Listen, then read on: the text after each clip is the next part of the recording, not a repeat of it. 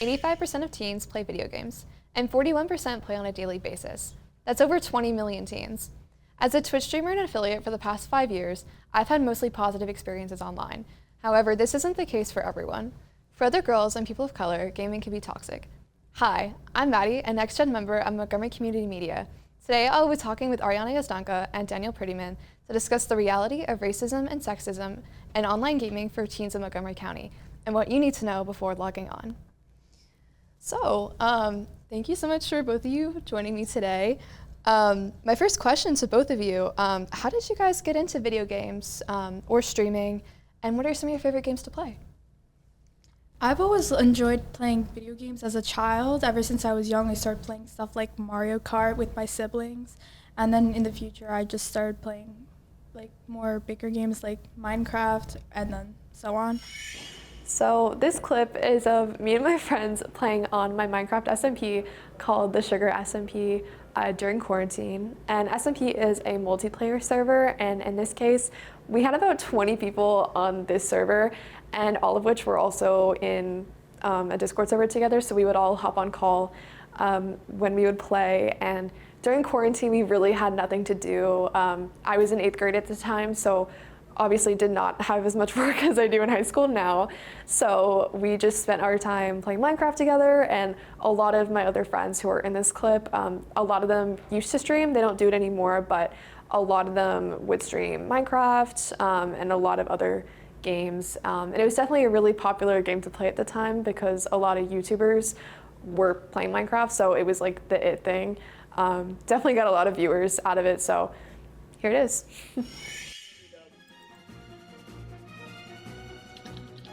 Oh. Okay, we just got it. Where are you? Right here. What? Okay, I got Wither Down. Oh, good. Stay still, stay still. You superstar. Come down here, come down here. No, I was. Quick, come down. I'm down. Or what did you do? Do every impossible. I'm so sorry. What just happened? I don't How know. roller? Wow, Piper. I was just carpet bombed off of my own building. Yep. Hey, watch out, watch out, watch out. I'm good. I've always really liked to play video games just for fun. Yeah, and for me, like, it's a funny story. My parents and we didn't grow up with a whole lot of money. So when I was really young, we started off by playing like board games, stuff like that. And then my parents actually won a contest on the back of like a cereal box, and they won a Super Nintendo with Super Mario World. So for the first, 4 or 5 years of my gaming journey, I kind of played that game to death, 100%ed it, kind of expanded on a few other games there. But most of my gaming, really when I got into it and was doing many, many hours, was on the Xbox 360. Playing games like Call of Duty, with the rise of like all online gaming, all my friends were kind of on there. It was cool to see connections and stuff that I made during that time. Now I do mostly PC gaming. Yeah, I definitely can relate to that. Hi everyone, welcome to my setup. This is where I do all of my Twitch streams, I do all of my editing, and create all of my videos. So let me take you around and show you what kind of things my setup has. So this is definitely the most important part of my setup. This is my computer. I built this with my dad over quarantine, so this whole computer is custom built. The fans are like customizable, so you can control like what color they are. So right now it is in a rainbow, and I can control that from my monitor. Definitely having a custom built PC is super helpful for Twitch streaming because it makes your games run a lot faster than if it were from a pre-built PC. So to any fellow streamers out there or aspiring streamers, I would definitely recommend investing in a high quality computer. So moving over here to the next part of my setup, I have 2 monitors, and one monitor over here I use to run Streamlabs OBS, which is a platform that controls your Twitch stream. So you can start your stream and end your stream on there. And then on this monitor over here, I play all of my games. So when you're watching one of my Twitch streams, you're seeing whatever I'm doing on this monitor. I find it better to have 2 monitors and not one, because it keeps everything organized and allows you to close and open tabs a lot easier, and also just run Streamlabs or whatever streaming platform you're using just to work better. You could also use like Twitch Studio to run Twitch streaming, but I prefer Streamlabs just because I think it's better, but that's honestly up to your preference. And then up here, I have my Logitech camera, which is so good, not even just for streaming, but also Zoom calls and Discord calls with my friends, because the camera quality is just so good and so crisp. And especially with my ring lights up here, if you watch one of my streams and you see my face cam, there's so much light bouncing off of my face because I usually stream in the dark. It is because of these ring lights up here and also this camera. I also have my mic over here. And like my camera up there, I've had it since December of 2020. So it's definitely been there almost like every single step of the road since I first started Twitch streaming. To any aspiring streamers or streamers already, definitely invest in a high quality mic, because your viewers definitely can tell the difference between you using a not so good mic and a good quality mic, and it definitely helps. And then I also have my keyboard and mouse down there, and here you can kind of see a couple of my games over here, but some of them are on Steam, so they're not like on my bookmarks. But yeah. Because like both of you, my gaming journey, also started when I was a kid. My dad, he had an Xbox 360 and later an Xbox One. So, I kind of just like learned games that he was playing. He's also like an avid Call of Duty player. So I used to play Call of Duty Advanced Warfare with him, which was definitely a lot of fun. And, speaking on the friendship part that you said, have you made like any, friends in person or online through gaming? Oh, 100%. I mean, I actually like going in the lobbies in public chat. You always, sometimes like you stay in games with people. This is a feature that they've taken away in a lot of games now, where essentially like they put you in a new lobby, but in the earlier Call of Duties and the earlier games that I would play, you would stay with the same people. And after a while, it's like you're not talking about the game the whole time. Like you're just kind of chopping it up with them, right? There's also situations where you're like, oh, I just played with somebody that was really good. Like I'm gonna party up with them, and you guys talk about life and stuff like that. There are some people that live like in Great Britain and across like the state lines that, I became friends with, and I never would have met them otherwise if I wasn't doing gaming. Yeah, same here. What about you, Ariana? I've definitely made a lot of friends online from like all over the world, but more specifically in the US. And I've noticed that like a lot of us have a lot of the same interests, considering we're playing the same game. Mm-hmm. So we find a lot of things more like interesting, like more similarly interesting. Yeah, I get what you mean. And I guess for you, like, what is like your favorite parts about like the gaming community, or just like favorite parts about gaming in general?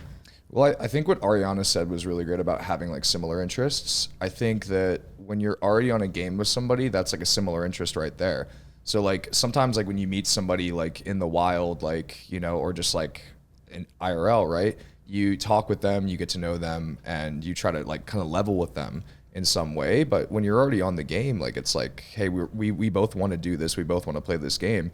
It can kind of like springboard a relationship faster sometimes than in real life. It's also nice because you can just hop online and you don't have to like drive to anyone's house or anything. Like they're already there. So the ease of access to people is, maybe we'll get into this a little bit later, can be a good and bad thing. Yes, of course. 100%. Yeah. Like, you know exactly what I'm talking about. Yeah. Just getting into that. And I'm going to ask this to Ariana specifically.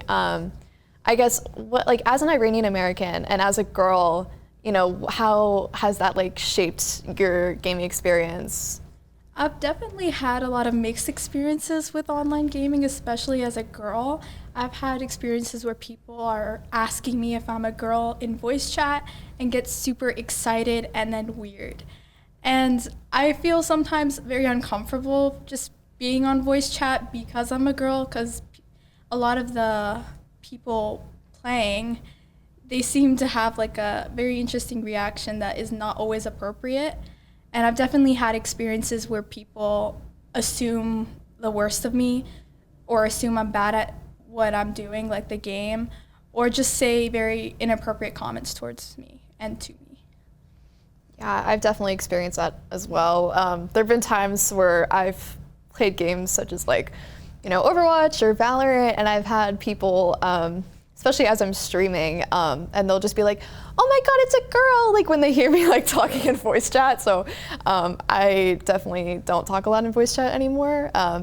And I remember like when I used to stream a lot too, like when I was, during quarantine. So like when I was like 13 or 14, there would be like older guys in the chat talking. And there's definitely a lot of excitement when they find out you're a girl, and I've even been gifted free stuff on games because I'm a girl, where they will continue talking to me for a while and they'll gift me free stuff on the game, which is like, I don't know what I did except for be a girl to get these free stuff. Like, yeah. Well, yeah, and I want to go back to something that was said a second ago about how you said you don't talk in voice chat in games. Like, I think that's sad, especially because, we have these inherently competitive games like Valorant, Overwatch, where if you want to win and you want to play ranked or you want to like progress, like you need to communicate, right?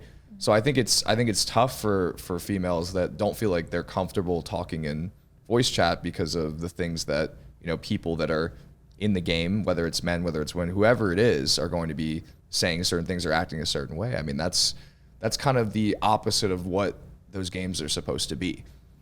Yeah, I think that's kind of like what, this podcast is trying to get at, is just that like, I think it's so wrong, especially like for, girls like me and like other people to like just have that like feeling every time you go online. And sometimes, a lot of times when I'm online, like I don't have negative experiences. Yeah. And sometimes I'll be on voice chat and like literally nothing happens and it's totally fine. And then other times it can get like really uncomfortable. So it's kind of just like a mix.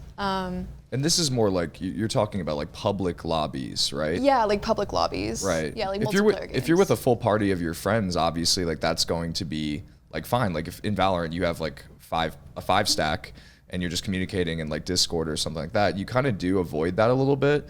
Unless like you look at the text chat, obviously, but like, yeah, for sure. which that can get kind of tough. That definitely the text chat. There was one time I was playing Overwatch again, because I do play a lot of Overwatch, unfortunately. And I don't know why you do that to yourself. I don't know. It's straight torture. I have no idea. So I got into Overwatch back in May of 2019. So I've been playing this game for about 6 years.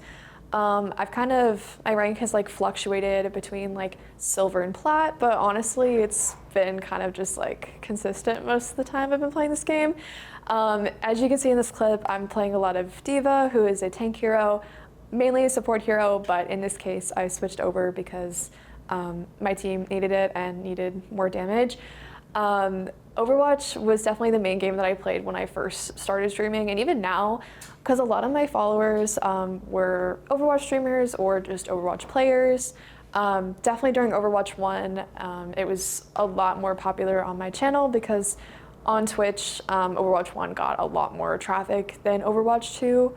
But now that Overwatch 2 has had some reworks to it and that comp is a little bit different than it used to be, definitely is getting back to where Overwatch 1 used to be. So here it is.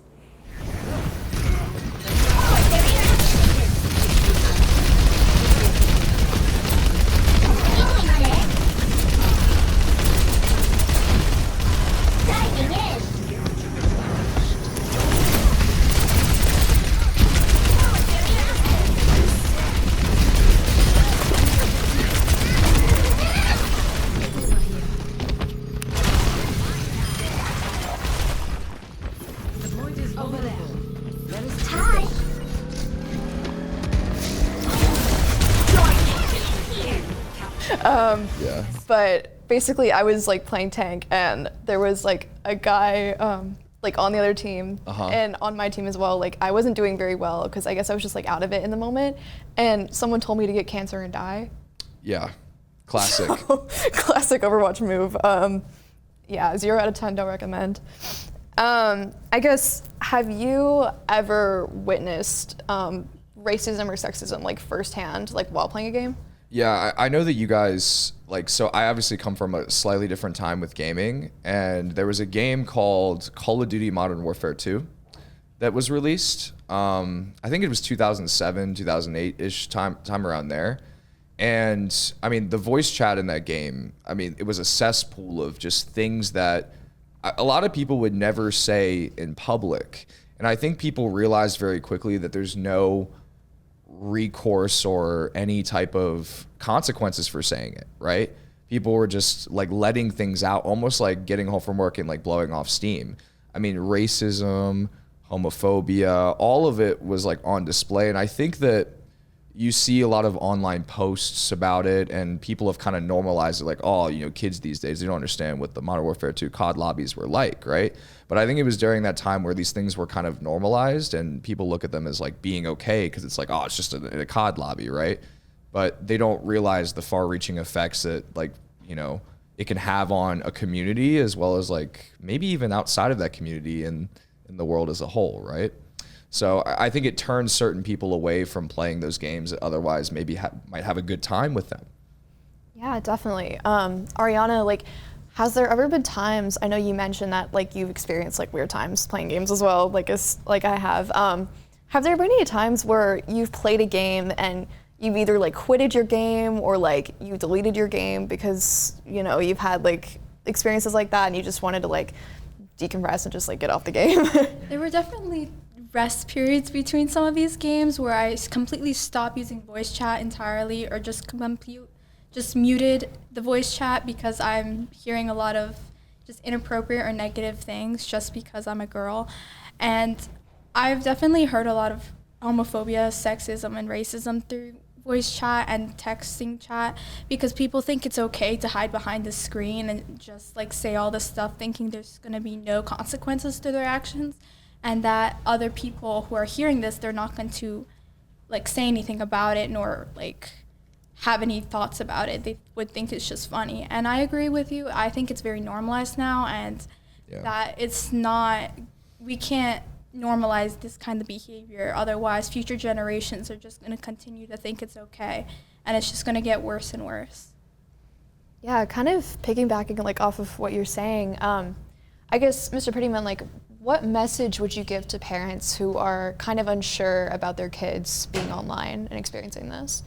Yeah, so right now I'm speaking more so like as a teacher, right? As that, right?